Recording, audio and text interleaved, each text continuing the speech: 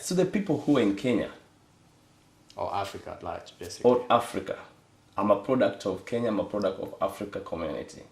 We have training right in Kenya. Get in touch with us. We're going to help you make sure that you get this skill that even if you decide to stay in Kenya, in Africa, you can still work for American company, you can still work for UK company right there from Kenya. I know quite a number of people who are based in Nairobi, they're working for American companies and they're paid a good amount of money. In today's digitally driven world, data has emerged as the lifeblood of modern organizations. Having been a person who's worked over 10 years and mostly being in administration and also being in consumer services, this is a game changer. I've been able to understand how to use various tools to better analyze data, and this has really helped me in my career as a sales and marketing professional. I've been able to employ the skills that I've learned at 7-8 to clean, transform, and present my daily financial reports since I'm an accountant.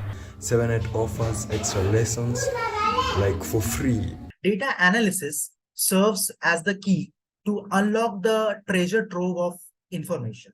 I'm able to understand trends, and I'm really excited and thankful that I actually was able to join 7-8. This has really shaped how I approach key stakeholders and how I position or package my messaging to make sure that it hits the right notes. So don't wait, get started. It has scheduled a time that suits every person. My name is Raghavendra Anshu, and I am a data analyst, and I have recently joined 7th as a data analyst trainer. My name is Esther, and I am currently doing the 7-8 data analysis course. My name is Aisha. I joined the 7X class in June this year. My name is Norbert CJ. I'm from Kenya. I'm one of the students at 7-8 taking the data analysis class. Mufasa didn't matter. All right, viewers, good morning, good afternoon, wherever you are. This is TCTV1 USA, and I am Tony Shira. And with you today is my very good guest, Mr. Ouma. How are you, sir? Good, how are you? Good to see you. Asante sana, karibu sana pia. Asante. So, are you looking at me and seeing data? Yes. You're the data guy. You know, when I look at you, I look at the air on your beards. I look at it, I can count them. I look at, divide them. I look at, them and say, this can be used for decision making. Useful data for purposes of decision making. That's our conversation, ladies and gentlemen, today on your show. All right, Ouma. Yes. Tell us who you are. Introduce yourself, please, to our guests. You can look right there in that camera and introduce yourself to the guests today because everybody is waiting to hear. Hi, everyone. My name is Ouma. Ouma is a guy born in Nairobi many years ago. Spent early childhood life in the rural. My parents come from Homa Bay, to be specific, Kindu Bay. And so I grew up in Homa Bay County. I went to school literally on no shoes, very limited resources. I went to primary school in the village. At one point, I lost both my parents, and then that meant there was no school for me. I was in class 6 by that time. Okay, hold it right there. Now, let's talk. Growing without both parents. Yeah. So we grew up as an orphan. Yes, I did. How was that? Let's talk. It was a hard thing. I would say it's God's grace that I'm here today. There was no life after the death of my parents. So I remember my dad died. Like a year later, my mom died. And I was the eldest because I had an elder brother who was not with us at that time. Okay. So I was the eldest amongst 3 kids. So I had 2 younger sisters. And so I remember mom died. Of course, that time her condition got worse every day. I remember going to school, and every time when I come back, I hear some kind of people crying. I would imagine that's her and so I kept holding my breath. And this one day morning, I woke up about 6, and I had her snoring, like, she's taking her last breath. Of course, I knew what was awaiting me, and I took the courage. So I didn't go to her room. I went ahead, made breakfast for my sisters, put on my uniform, and then I think before I left, I was ready to confirm the fear, and so it was true. It was about, I would say, 7:50 around that time before I left for school. I knew everyone in the village had woken up. Right. And so when I confirmed, I went to talk to my sisters, informed them. These are your younger sisters? Younger sisters. And so we started crying, just for the village to come. I can imagine. That must have been very hard for you. It was. That's a story that can resonate with a lot of people. How did it shape your being, like from right that moment now into becoming the man that you became? Yeah, and so I was a smart boy when I was young, and so but that really affected me because now my dad didn't have a brother, so we had nowhere to go to. Then we were all adopted by our relatives from my mom's side. Okay. And started living with the relatives. Yes. But I was the last one, so my sisters went. Already my elder brother had already been, taken by one of the relatives, and so my sisters went, and then I was the last person. So I was left in the village. So are you saying, okay, so you didn't all go to the same family? No. Like each of you went to someone and the other one to someone? Yeah, I'm telling you, even my sisters, we were never close. It took me years to even see them. We were never close after that. We were not even today, we are trying just to bring the bond. We are not close as siblings. And so, I was left in the village, and at that time, I was not able to go to school because no one was able to take me. Right. Because they already had taken, some of the people were able to take care of, took us, had already taken my sisters and my brother. And so I went to do fishing. Okay. I was not in school, and so I went to another island, somewhere on one of the islands in the Lake Victoria. Okay. And I did fishing for the rest of the year. My mom died in July, so from July till December, I was in class 6, never went to school. Until my grandma from my mom's side met me one day. I had some of this fish that I was carrying from the... So we would spend time there, sleep there, work there, get money. Technically live there. Yeah, so I was getting about $80, 80 shillings, 100 shillings. So that would mean that I would take breakfast, lunch, and dinner, and then again do the same. So the only thing that I was able to get from there is some dry fish. Okay. So still my grandma from my dad's side was still alive, so I would take that to her. She was old enough to not to understand most of the things. And so so my grandma from my mom's side met me one day. I was wearing some short uniform, so she asked me, what happened, why am I not in school? Because I was left in the village, she thought I was still with my grandma from my dad's side. And that was that was a turning point for me. And so she insisted that I have to go to see her and then talk to one of my uncles. Right. And then I was adopted at that time. So I went to class 7. Having not sat for exam for class 6. So I went to class 7, and my performance really was bad. Okay. Yeah, I was really doing badly because that time things had changed. I was not in academic anymore. My mind was doing other things. Right. And so to cut the story short, I picked up myself. Just even before that, I was not able to perform. So one of the uncles who took care of me, at that time I was class 7, took me back to my grandma because I was not able to perform. You were not performing. Yeah. I wasn't I would say, I went to school where they had a good standard. So I was performing to the good level. If I was to come to the village, it was still good enough. But because it's a bit like town, I would say I was a small town there. So that meant that the competition was high. Okay. So I wasn't able to perform. So I was brought back to my grandma. And then my uncle told me that I have to repeat class 7 because I was able to go to class 8. But looking at my marks against the people in the village and my cousins, I realized I had more marks than them. Okay. And then I was young. Yeah. And then I talked to my grandma from my mom's side now. Right. And then I talked to her and asked her, I can just want to go class 8. I'm not going to do exam, but I just want to go to class 8.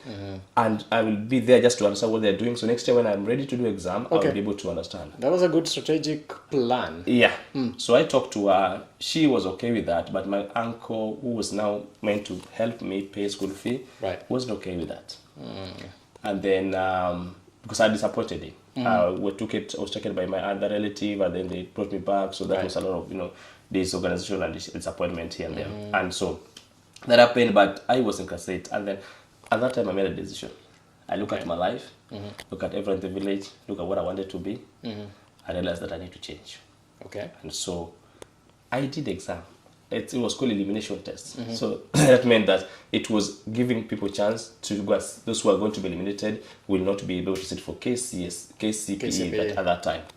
And so fortunately, I did exam, and I performed better than most of the people.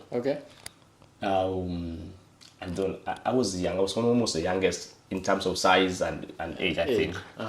And so this principal, head teacher, called me one day, and I was always in fear because I didn't know my uncle. What are you being called for? And then when I got to the back of the village, people were like, these are huge guys, and I would say they were not the best, student because they were not friendly to me. And to almost everyone because they had those kind of characters that were common in the village. And so this day evening, the teacher calls me. Somebody tells me the head teacher is calling you. I froze. Because I know this was that moment that I want to be beaten. Like my uncles already talked to the principal, and all this. There's a problem. Things. I remember that guy calling me. It was about evening, and then it calls me and tells me, "Ouma, I want you to go and do KCP for us." So he saw the potential.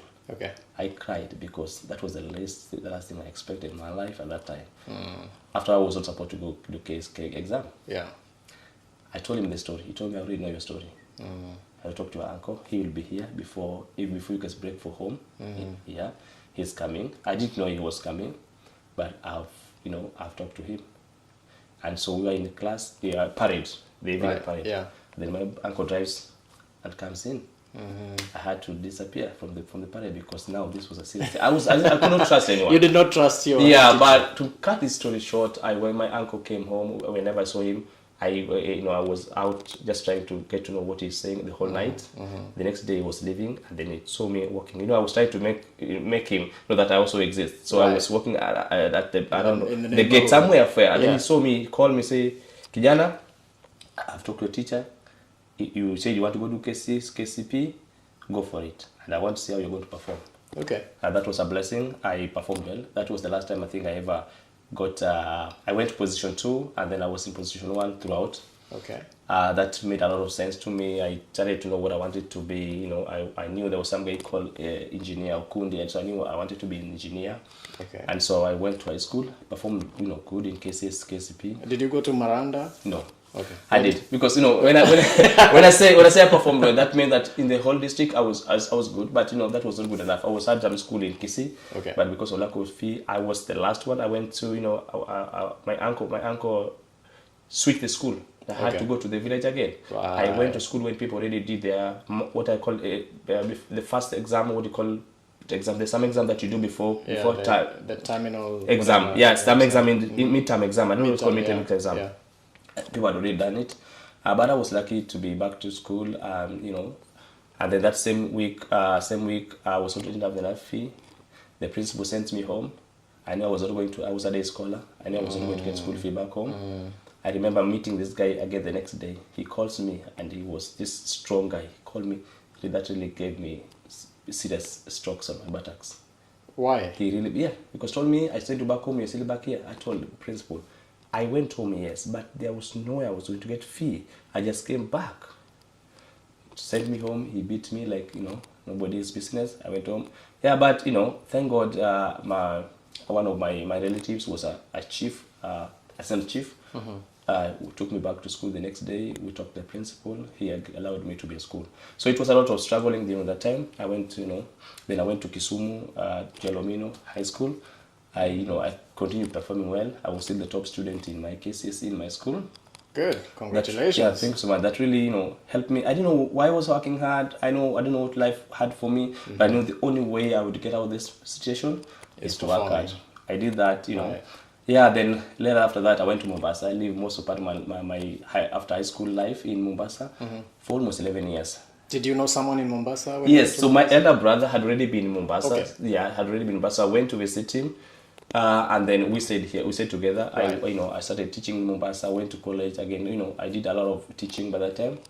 Of course, Mijengo P I did. Okay. Doing construction. I also did that part of life. The teaching you were teaching, were you teaching because you went to a teachers training college, or No. What were you? So it teaching? was a private community school, and then Okay. because my brother was in construction. He was taking he was like I would say a contractor. So he took me to do some of things with him. Okay. But that was too much for me. I did that for like few months. Then I looked for this school, and then I went to the administrator, talked to them. They allowed me to be teaching as untrained teacher. So, Right. Yeah. I get. So I I started- mean, and after all, you were a top performer. yeah, so I started teaching kindergarten, and then I went to head, to primary to I said that I was the principal of that school. That really also helped me. I was able to give back to the community. I connected the community. I was thinking like there's somebody, because a community school, most of the kids were orphans, so that also helped me a lot to connect with them and appreciate what life has presented for me since I was in that situation, and Right. Yeah. I was You able could to easily relate with them. yeah, that helped a lot. So I went to school, and then I was able to go to did my diploma, did my degree, did my masters, and Are you doing your diploma in engineering, degree no, in no. engineering, So master's in happened. engineering? Yeah, What are you studying? Yeah, so what happened is so funny. So I when after high school, most people would just go to what they used to call computer packages. Yes. So yeah, so this Not just computer packages. I'm a little older guy. Yeah. Actually, when I went to study computers, Yes. there weren't a lot of computers. Yes. So I studied something that was called computer awareness and appreciation. Okay. And I got a certificate for that. Yeah, okay. You guys were lucky. You guys, like, you finish high school, you're able to go to high school computer. That was a trend. But for me, because it was not, there was no possibility. So it took me, I would say, 3 years before I went to school. Wow. So what happened? Because I had to do some kind of fundraiser, which gave me 7,000 from my friends. That was a lot of money.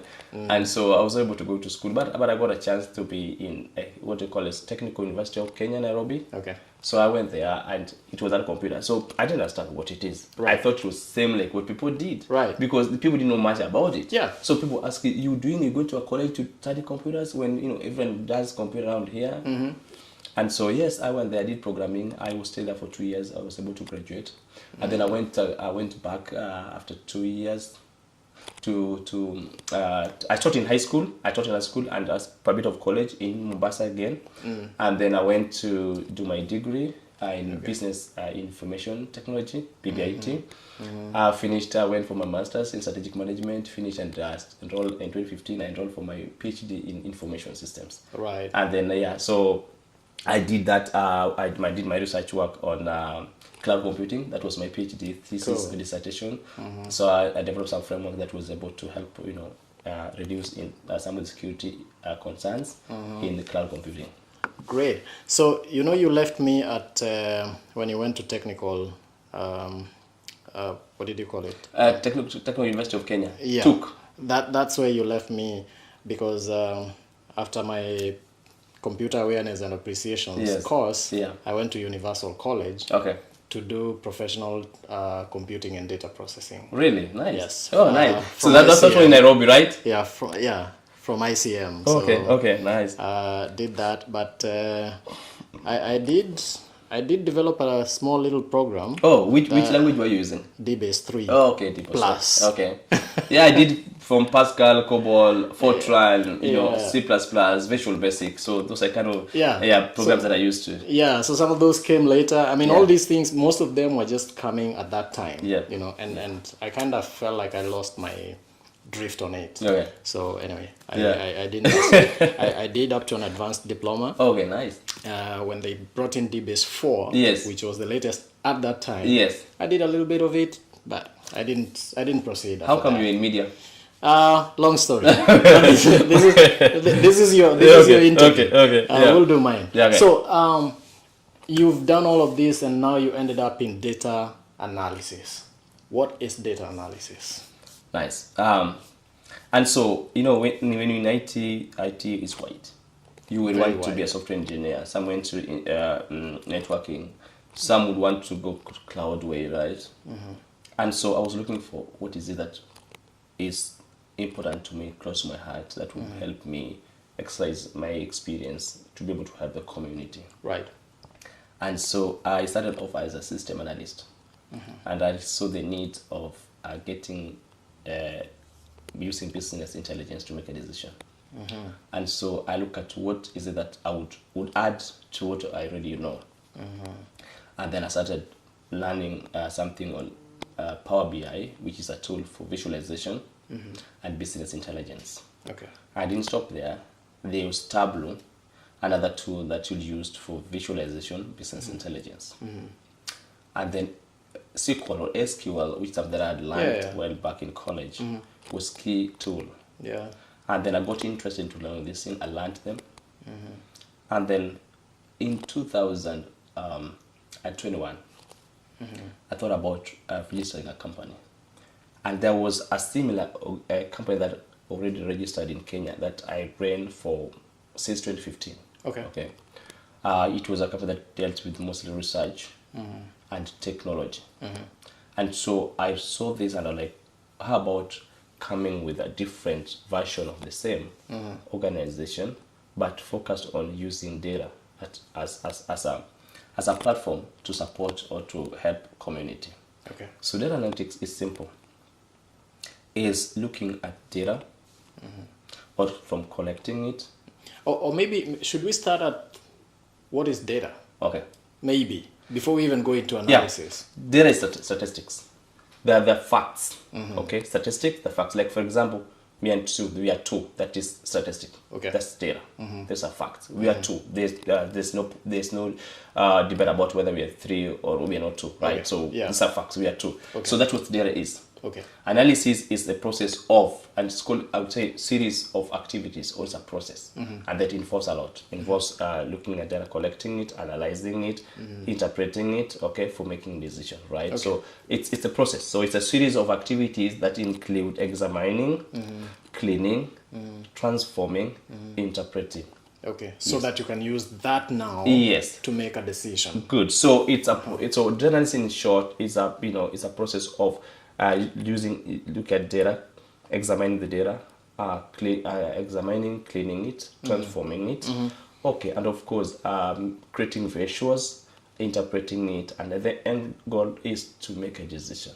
So when you make a decision, it's not just a decision made from nowhere. It's a decision based on facts, based on data, based on facts. So this is the kind of stuff that people can use to make decisions on whether to run for politics, on whether to invest in a certain business, the kind of a decision to decide on what kind of budgets to use for various things. Yeah, talk about politics. So I was once in the mainstream of politics in Kenya. Okay. I ran as a member of parliament in 2017. You did? I did in Mombasa, Nyali constituency. Muhammad Ali's Yes. place? So yeah, of course I know I in my mind I know I won election, but it's okay. That's story.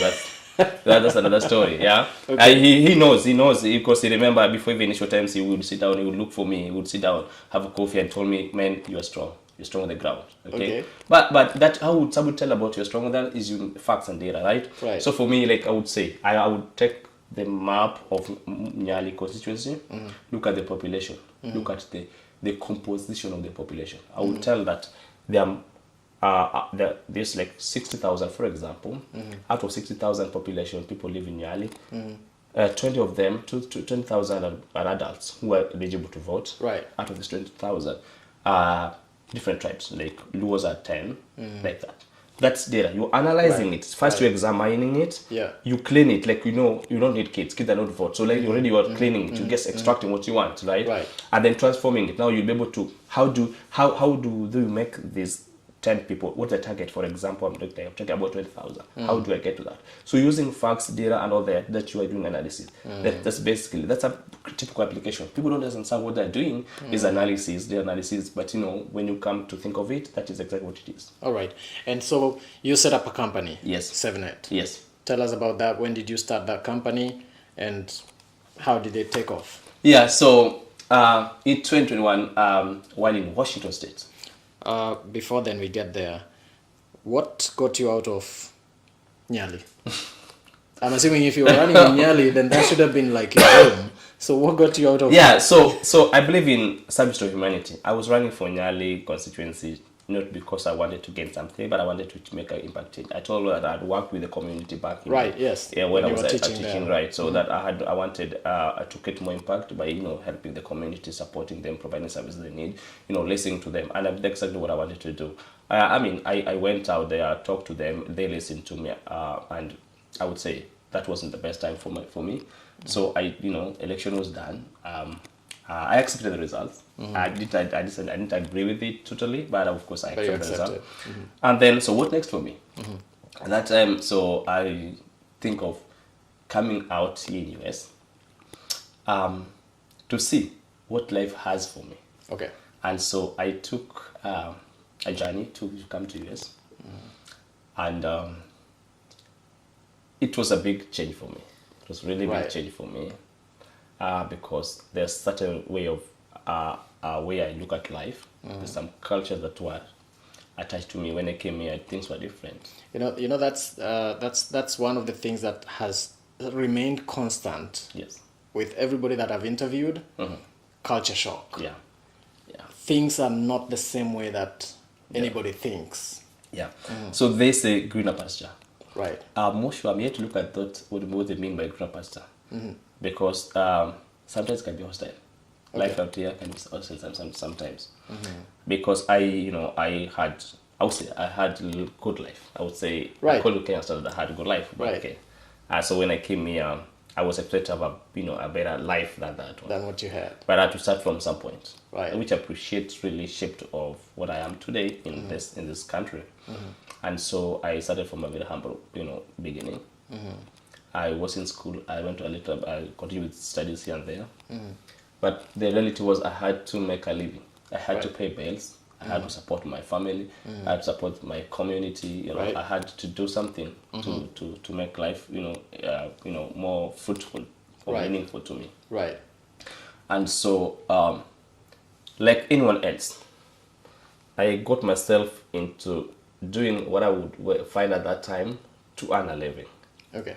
And so I would say this, like in Washington, I moved to Washington from Louisiana, and I would say almost 90% of Kenyan community or African community, they're in healthcare. Okay. And so at one point I found myself in healthcare. And I appreciate it. It's not a bad thing. It was a good thing. It's a good moment that I cherish. You're a computers guy. Yeah. And now you're in healthcare. Yeah. But not doing computers in healthcare. No, so what happens? I was in look at the books. Right. I would look at the books. So I would look at the books of medical records. Yeah, I know what you mean. But I would say at one point I would do the exact thing that people do in the healthcare. At one point. Right. So yes, I did it, but I got out of it as soon as I was able to. So I got there, researched the company, tried to put things together. COVID happened and things were not as good as they were. Before you, I want you to take us through the process of at what point did you decide I'm exiting this? Had you registered the company before you exited, or did you exit and then registered the company? And what are the challenges that you encountered while now going through that process of transition? Yeah. From healthcare into now. So at one point I was asked to do training for called CNA, training for being in that, because that space you have to do some training. Right. So I went to that training. And so I met this guy, is a Filipino guy who was the owner of the place where they were doing training. I went to him, I talked to him. I saw what he was doing and asked him, could we partner so that I could offer computer training? Because I realized that most of the people who are from Africa, some of them were a bit older, and they didn't know how to use computers and kind of such stuff. And so because the exams were done, everything most of them were done on the computers. Right. So I'd asked this guy if he would partner, and then we were able to sit down. Made a progress of coming up with a website where he would treat people on basic things on healthcare. I would do on technology, on IT, basic computer skills. Right. And so that's how how my mind was. And so even at that time, I was doing bookkeeping. I was in healthcare. Okay. I knew what I wanted. Yeah. I knew I would still go back there. Right. I would still go back to what I love doing most. Yeah. Something on tech. Unfortunately, this guy died, so this thing never took off. And so I proceeded in registering my own company, and COVID was there, trying to get one or two things, and then I was able to start it off beginning of this year, and we had our first cohort students registering, and so we even have our second one already in place. Okay. We have a third one starting next week in Kenya, so we will open another campus in Kenya. Right, so that's interesting. So what I wanted to establish, and I was asking you that, is if you registered this company here, like what did it take? Is it like, to someone who is out there who's wondering, if I have an idea and probably what it takes is for me to register a business, what can you say to someone like that? So before we even registration of the company is not hard as an LLC. You just need to put things together. You go to the website, like especially if you're doing it from this Washington state, just go to the state website. You're able to register a company. It's not hard. I think what is important is having the idea and starting off the idea. Right. People have had this idea, big ideas. You have it in your mind. You think you want to do it. Starting off is always the biggest challenge. Right.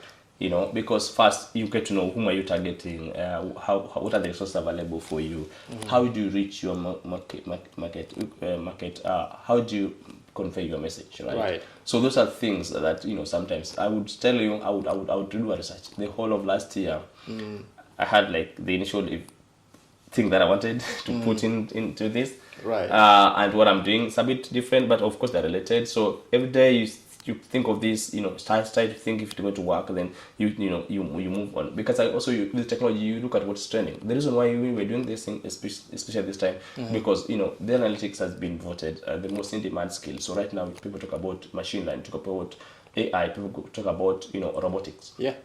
That's based on data analytics. So that's why it becomes a good, like, if last year I was thinking of something different, which is exactly that, and then realize that has been overtaken by by the events. Then you look at what is training. This training here has been projected for the next 15 years. Still will be the most demand skill.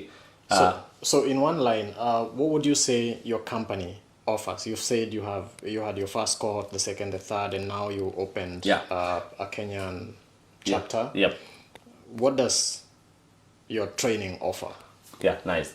So I would say our name is 7-8 data analytics firm. We offer data analysis or analytics solution at 2 individuals, 2 organizations, and we have about 3 products. Okay.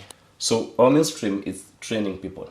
We wanted first, my mind was to help organizations use data to leverage on data analysis or analytics for decision making. Okay, that was like the main thing. But realize, how would you try to help them if they themselves, the company, does not have the enough skill to be able to support this process? Right. And so we went back to training them.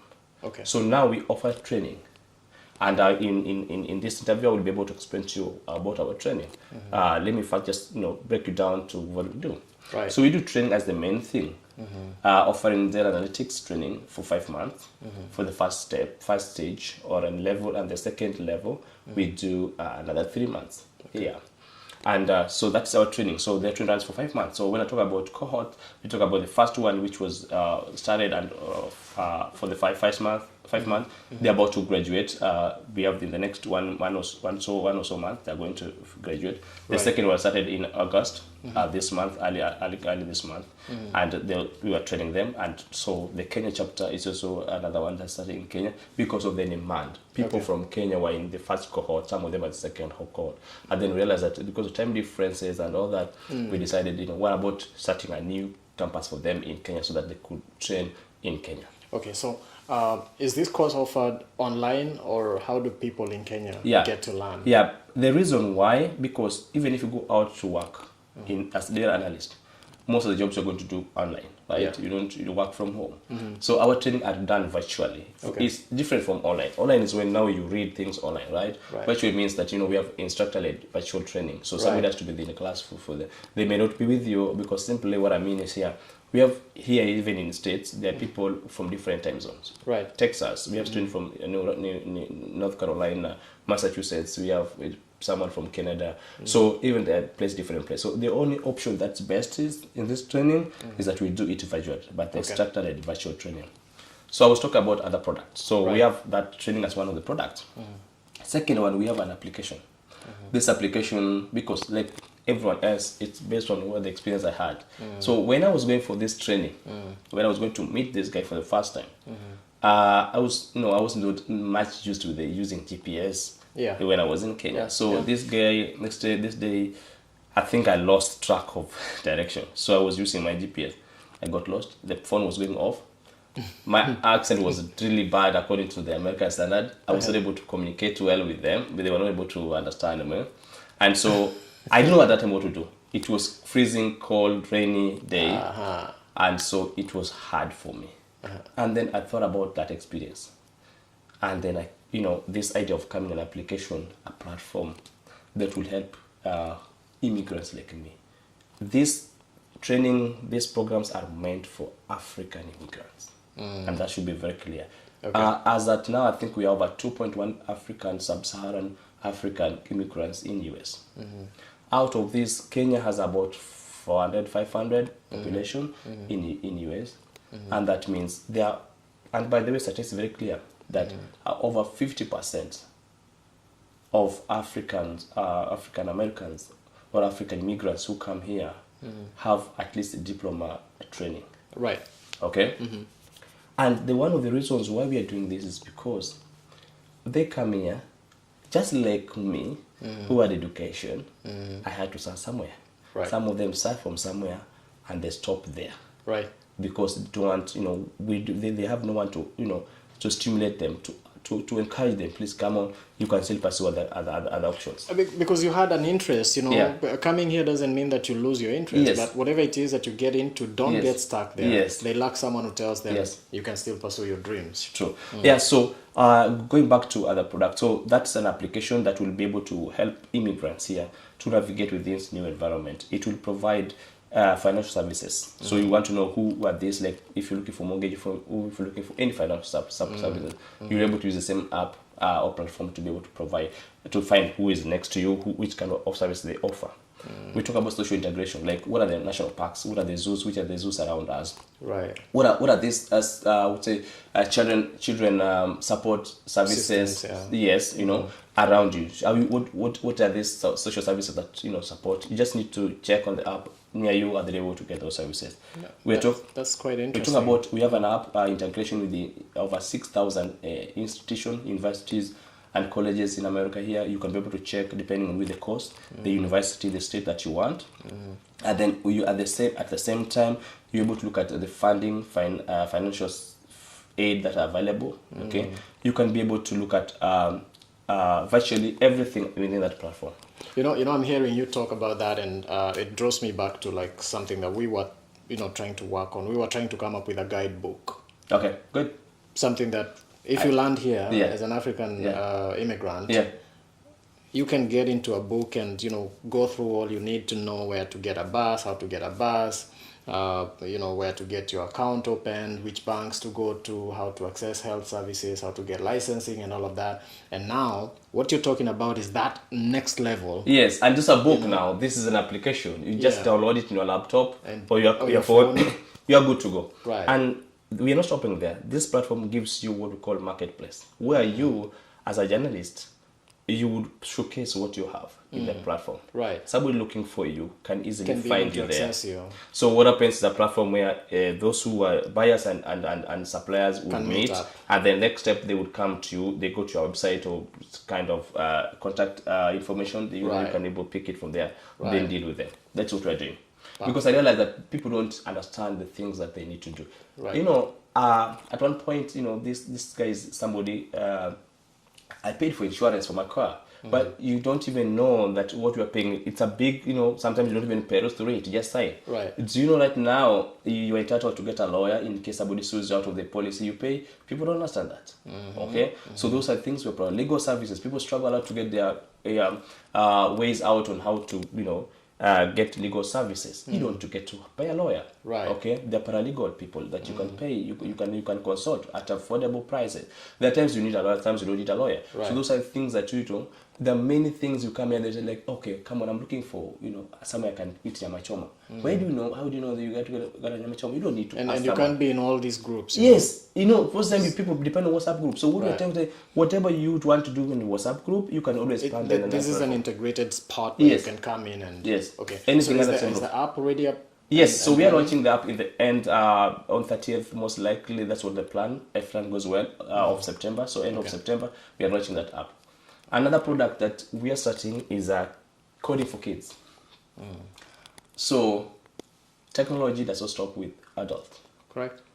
I look at young men in the history of technology, from Bill Gates to Zuckerberg. People were in college and they already knew what they wanted to do in life. That's what I'm expecting for our kids. Right. I want these young men from Africa, immigrants whose their parents came here, who want to get in tech space to do it as early as 7 years. So it's called Code 7, where you start learning how to do coding from roadblocks to Python programming to Java programming.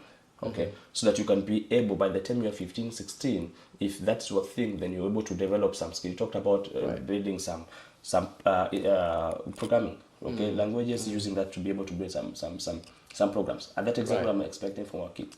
So this Code 7 is an app that is, we are starting it in the next 2 weeks. We are launching it. We already, you know, parents are already asking for their kids. What about our kids? So we know there's demand for that. We want to provide, you know, holistic support to the families, from the parents to the kids, okay, to anything that you want. And that's some of the things we do. All these things are data driven. You understand, I believe you do, that Right, yes. AI is a big thing today. Right. It is. I mean, I can tell you, I already ascribe to some of them in photography. Yes. I ascribe to some of them, and also in I've looked at ChatGPT. Yes. And I've also looked at Bard. Yes. Yeah. So I'm aware. Yeah, I mean, nice. And I hope you know that ChatGPT is a model that's a natural language machine language that has been developed basically using powered by data-driven applications. Right. Yeah. Absolutely. So there are models, algorithms that are developed to be able to act as a human, or be able to do something, gaining human intelligence, Right. you know, text mining, to put these things together to be able to give you what you want. Absolutely. So we're going to take a short break right here, and we'll be back with you and Mr. Ouma as we continue to discuss data and how it affects us and what is required for someone to become a data analyst. So why you should get into data analysis. We'll be right back.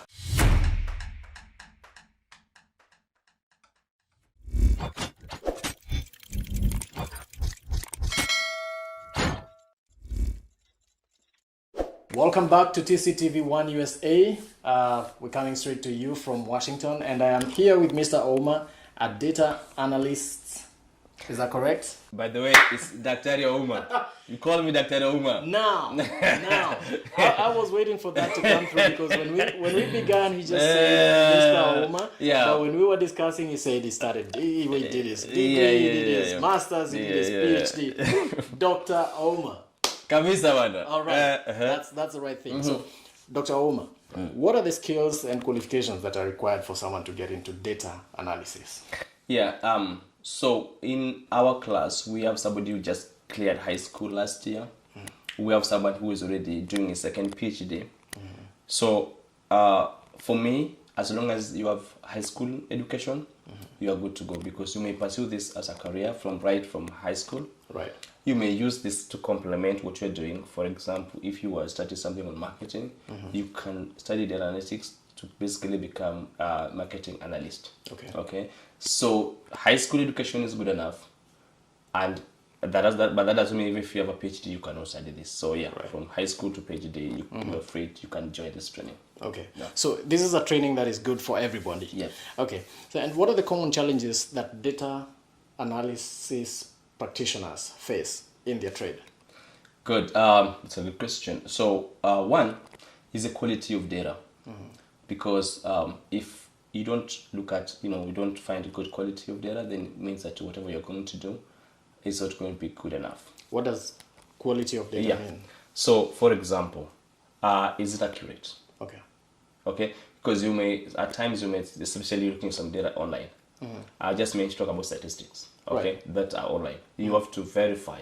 Okay, validate. Is it accurate data that you're using? So quality talks about accuracy. Is it timely? Because talk about something like that happened 10 years ago. It's not. A lot of things have changed. If I talk about right now, Kenyans or Africans, immigrants are coming in. So what even statistics that I'm talking about may not be as accurate as that now. Right. Okay. Correct. So that's what I mean by the quality. So quality of data that sometimes is a problem. And then skills. The gap, like I mentioned, this is a skill that is most in demand. But the bridge between you and the job is because there's a gap. So you have to have the skill. Right. Once you got the skill, so people don't get the skill. People study this training, they go for this training, but they don't master the skill. So the skill and continuous learning. People talk about, is AI coming to take over your job? I don't understand people. It will not. Somebody will, if you stop to learn. So you have to continuously go to school and learn. So lack of education, lacking of continuous skill improvement, those are the challenges that people face. Of course, there are many other things people that they face, including some barriers, like cultural barriers. But that's common across the board. But those are a few of the things that I would say data analysts face in their daily life. Right. Okay. And how can data analysis ensure accuracy, or how can data analysts ensure accuracy, now that you've talked about the quality of data and as a challenge? So just talked about earlier in the interview that analysis involves a series of activities, including examining, cleaning, transforming. Now, as an analyst, you first have to examine, assess this data. Okay, is it what you're looking for? And then cleaning. Cleaning involves a lot. Right. For example, we'll give you, if you've got like set of data, right? But in this data set, there's some values which are not included, so you have to clean it. Right. There's part of transformation. Transformation is, I would say, manipulation, making this to what you want. Right. Okay. Right. So it's cleaning and manipulation as part of that analysis. That's important. That ensures that accuracy is enhanced. Yes. Now, you talked about manipulation. My mind quickly went into elections in Kenya. Open the servers. Data was manipulated. Oze Kamago. Yes, I know. Yeah, so good. Yeah, I was teaching. So I always teach the first class with my students, and I remember when I mentioned that, somebody asked me, Mwalimu, could you explain? Because manipulation to us is a different thing. So manipulation in this case, I mean transforming data set into what you want. Okay. Right. So I'm looking to look at a data set which has male and female. Right. Okay, but I'm only looking for male, so I don't need female. So what I do, I manipulate, I transform it to what I want. Yeah, so that it just gives you what you need. Yes. So for example, I would say, like, sometimes you want to look at the first column not having some value, but you want to make the first column to be the heading. Sometimes there's a lot of things that you do. So I would tell you, there's something called Power Query when you're using either Power BI. So there's this window that comes in with manipulation, but there's also some more technical terms. Right. It's called Power Query that helps you do that. Right. We'll get there when we are studying it. Yeah. So I want to ask you one question, like are there real life situations where data has been used, data analysis has been used? And you can probably give us examples of how to solve real world problems using data analysis. Yeah. You talked about elections in Kenya. Yes. And I mentioned too about elections in Kenya. And then I'm saying that I accepted the result. I'm not here to talk about it, but anyway. But you did not. Yeah, but yeah, because the statistics were very clear. We were winning. So those are really right. It's clear. Numbers don't lie. Right. Okay, numbers don't lie. So that's a real life application. Now I will tell you today I'm wearing a shirt or a T-shirt because I was able to look at data and be able to make a decision that it is good enough to wear this. It's gonna be warm. So that's application. We apply these things in everyday life. Okay. So I'll tell you if you are, for example, you are coming here and I was able to use GPS. What does GPS do? It's collect information, data out there and make a decision. This is the best route to use to come to a place. If there's traffic, it tell you something has happened. How does it do that? Okay. How do I know, for example, I went to a restaurant near me. I was able to go that, I was able to do that. So there's something called spatial data analysis. It's one of the type of analysis that helps you geographic, gives you geographic information. And then you're able to look at the zone, the location, and be able to give you that. So that's we apply this every day in life. Okay. Every day in life. I mean, we're using smartphone, smartwatch, right? Yeah. How does it know? It tells you that top it's that something has happened. Our smartphones, they all are based on data. So this application, daily application of data in our lives. Yeah, I mean, sometimes, we just see things and we don't think about them, Yeah. but there's some brain work that is going on in it. Yes. And understanding that is also something that I think is beneficial because we can be able to now relate with it and use it to now make even things easier for ourselves. All right. Okay. Moving on. The next question that I want to ask is, what are the trends in data analysis? Good. Yeah. So I would say the most trending thing is AI. Yeah. So we, like I said, our training are divided into two. The first part is doing data analysis, and then you move to becoming data scientist, right? So here we talk about programming languages, Python, and other programming languages that you're learning. And then we talk about big data analytics, number one training, machine learning, number one training, AI, number one training. So what's AI? Everything people talk about AI today. Yeah. People talk about ChatGPT. People talk about such things. So that's where the world is heading. Okay. People are moving towards AI. Right. AI is powered by data analytics. Right. So those are the things that I would say trending. Okay. But I would say that doesn't mean that other things are trending. So, like for example, using Excel. Excel, has been a tool for a very long time. It's still trending because there's things you can do with Excel. Yeah. So yes, I would say anything about data analytics, it's still trending, and that's why the next 15 years you expect it still trending. Right. I would say cybersecurity would be second after data analysis, but everything that's trending today is about data analytics. Right. Yeah. Right. Because decisions are made based on that. Yes. And for the companies today, they rely about on data. Big data.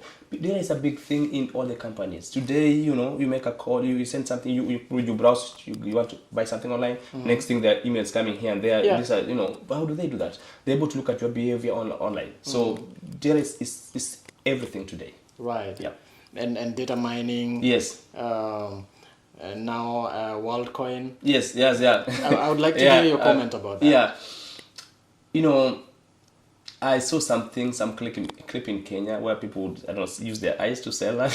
Yeah. It's just funny, yeah. But how do they do this? They're able to use data to be able to get something about you, okay? To be able to get some facts about you. Everything today, they want to collect something about you. Like, even in COVID, people argued that, the black people don't get that thing. They wanted to know why, okay? Yeah.